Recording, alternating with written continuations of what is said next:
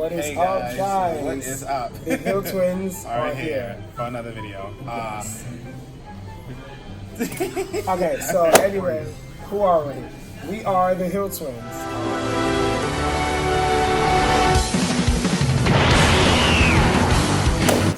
Where are you from? So we're actually from Bronx, New York, Yes. the lovely city of New York City. In the United States of America, of course. That's in the whew, okay. What made you start playing Dragon Ball? Want me to start playing Dragon Ball. So I think I start first, and then you. Yeah, you can start first. All right, so basically, we always were card players. Well, I was always a card player. And I played Pokemon and Yu-Gi-Oh! And Bleach. And then my biggest one that I played was Naruto TCG. And so when that game died, we found out that Dragon Ball, which is one of my favorite animes, was creating a card game, and it played similar to it. So I'm like, what? I'm definitely playing this game. Exactly. Yeah. Yeah, it's pretty much the same thing. We were playing Naruto. It was the closest thing to Dragon Ball Super at the time when Dragon Ball Super was released. We didn't get into it right away, but one of our good friends introduced us to it. And our first time to get into the game was Gen Con 2017. Yes. What are your accolades and achievements in the game? Oh, that's a good one. Since I started the last one, you want to start this one? So I have, since I've been playing this game, I've had multiple top 8s, top 32s, top 16s. I just skipped a number. Top 8.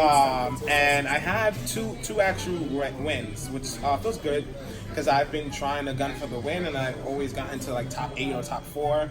And you had finals. You had finals. I had finals appearances as well. The ARG Nats. Yeah. And I never got the win until finally broke my curse. So yeah.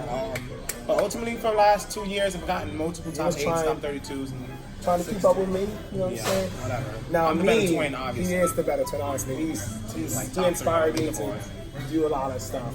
We're not gonna go there. He's the broken. But so me, I have multiple top 32s, top 16s, top 8s. I oddly have been in top 4 only like 3 times, probably. I have multiple final appearances. I've won 3 events. Each of the events that I won were regionals. They had over 200 players in them. And I went undefeated on each of those wins. Yeah, so those are the ACCOLADES. Also, we are community members. So that was our competitive achievements. But we also have done a lot of stuff in the community to help players. So first off, we are also content creators. We created a slew of videos from the beginning, instruction from the beginning of the game to now that help educate players. We help players get better, deal with different changes metas, and the meta. Community affairs, so to say, such as like cards being banned, or we always went live when things were issues, that could have potentially created a very, very, very destructive atmosphere in the game. So yeah. Sure. So yeah, that's some of our. Those are some of our. You guys play against each other. Who wins more?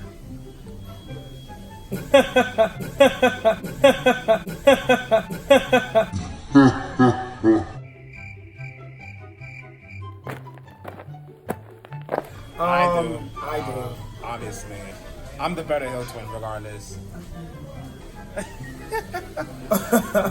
I don't know. I think it's pretty even. I'll be fair and say it's pretty even. What made you join Team F.O.E? Okay. Team F.O.E.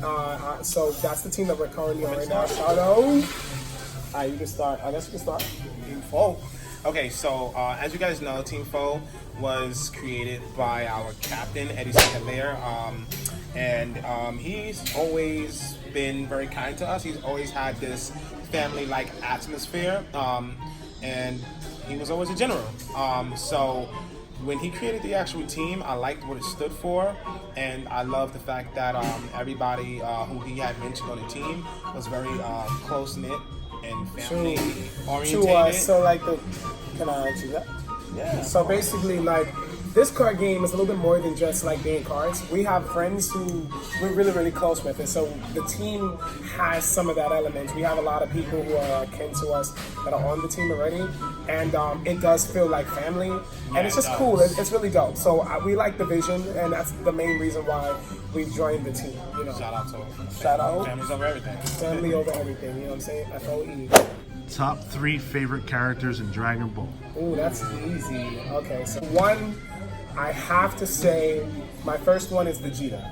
I love Vegeta. Vegeta, he represents change, passion, growth, resilience. I mean, he's ferocious, and he's a character that I never really liked before, but I just went to it because of the fact that he was always an underdog.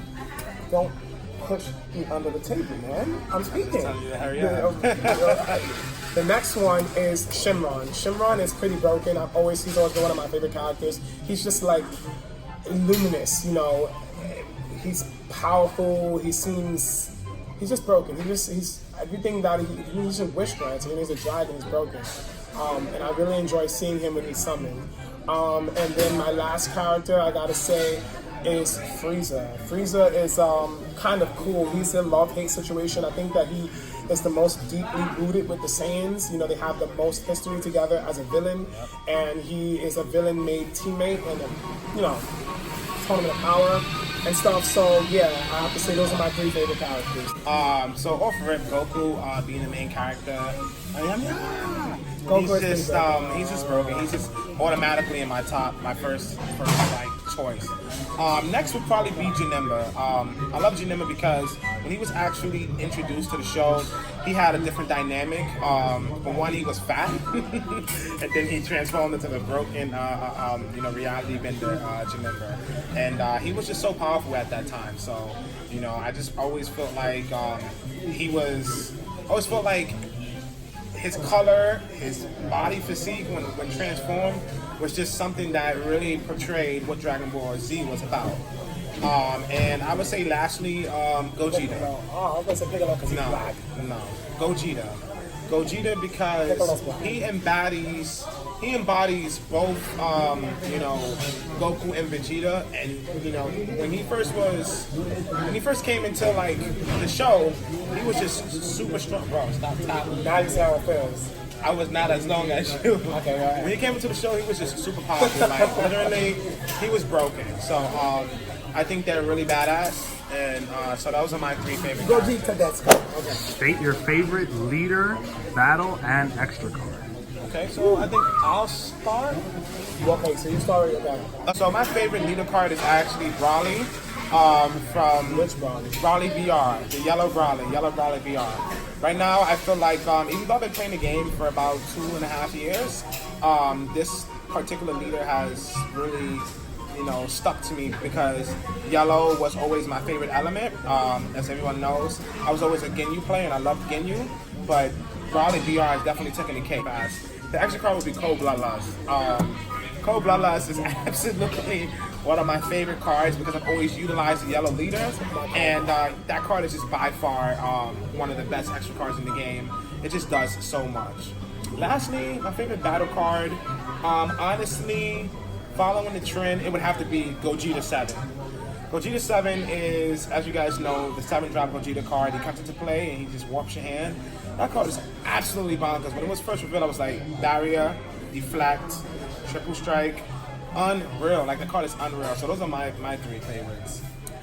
SGS, Super Saiyan God Son Goku.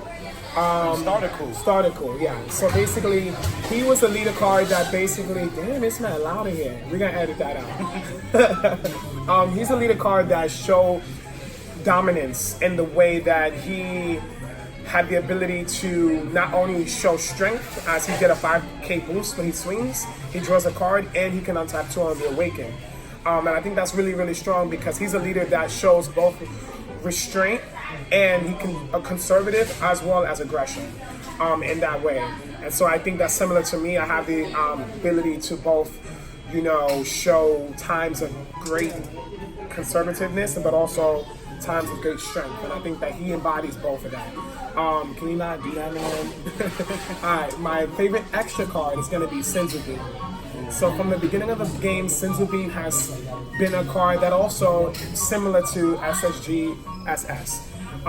It has offensive and defensive capabilities, extremely fluid, and it's just a powerful card, and it's been consistently a powerful card. It is broken though. And then lastly, this is gonna be a weird one, but my favorite extra card my favorite battle card is actually gonna be Shinron.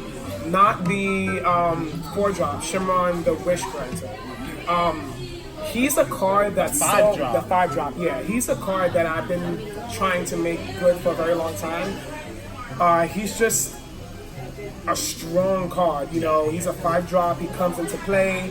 He's able to untap 4 energy, draw 2 cards, or special summon a 3-drop from game, draw 2 cards, or give a card triple strike and 15k and draw 2 cards. So the card is just extremely flexible once again, because what he's able to do is he's able to create game states for you that ultimately helps you in any type of game state, rather just readying up energy, making a card kill, or necromancing something. So those are my favorites. If you could design a card for the game, what would it be? I'm gonna go first because you went first. Okay. All right. The card that I would design is gonna be a 1-drop card. I'm loving the Supreme Kai of Time. I love that character, so I would probably be her. Or Whis. I like Whis. So either a Supreme Kai of Time or Whis. And basically what it would do is say it would be auto. When your opponent activates an extra card, you may pay that extra card's cost. In that case, that extra card is not played, except. So it's sent to the drop area instead of being activated. So you would pay the cost for your card first to activate, and then you would pay the cost of that extra card, and that card would no longer be activated. Interesting. This may sound a little crazy, but one of my favorite cards in the Naruto card game was actually called Genjutsu. Now, this card was actually very powerful. It allowed you to take control of your opponent's next turn, and but at a powerful cost. And this essentially was 10 energy, but the energy could be reduced given the fact that you had a certain amount of characteristics on the board. So I would like to create something similar like that, with heavy, requirements such as maybe dual elements with a specific element type and specific cost. So, 6 energy or possibly even 8 energy, but it does give you the ability to take control of your opponent's next turn. So let's say your opponent has like Vegeta at all cost and other self-damaging cards. You could actually win the game at the cost of taking their turn. But I would design it so that it wouldn't be as castable as possible. Last question. Who's going to win Nationals? TheHillTwins, baby. You know the vibes. One of us should win Nationals, not for them. We should. If we don't win, a very skilled player is gonna win Nationals. Somebody in one of the group chats that we're in should be winning. Somebody in one of the group chats should be winning. That's all I'm gonna say. Team F.O.E signing out, because we gotta do it that way, right? Okay. As always, guys, stay super. Team F.O.E signing out.